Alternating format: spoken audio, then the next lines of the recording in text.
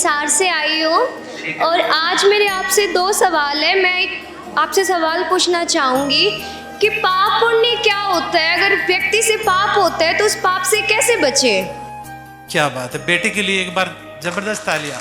सवाल बहुत अच्छा सवाल है बेटा आपका, बहुत ही अच्छा सवाल है। देखो, पाप और पुण्य 2 प्रकार से होते हैं।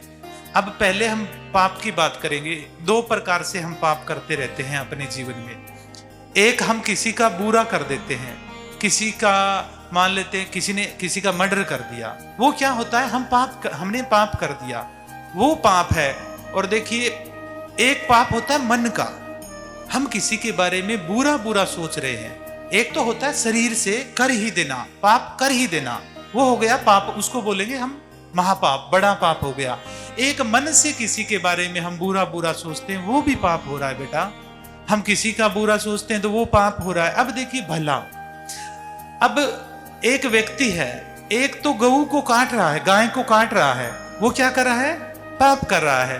और एक व्यक्ति किसी का बुरा बुरा सोच रहा है, वो भी पाप कर रहा है। और एक व्यक्ति गऊ पड़ी है, उसके पट्टी कर रहा है, उसका इलाज कर रहा है, वो क्या कर रहा है, पुण्य कर रहा है। और एक व्यक्ति किसी का भला भला सोच रहा है, वो भी।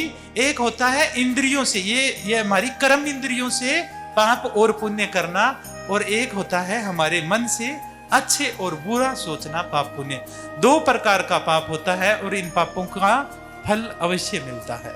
जैसे हम करते हैं, हम गऊ काट रहे हैं या पट्टी कर रहे हैं, हम किसी को गाली दे रहे हैं या किसी के लिए दुआ कर रहे हैं, वो हमारे ऊपर है। ये पाप और पुण्य होता है और इनका फल जरूर मिलता है।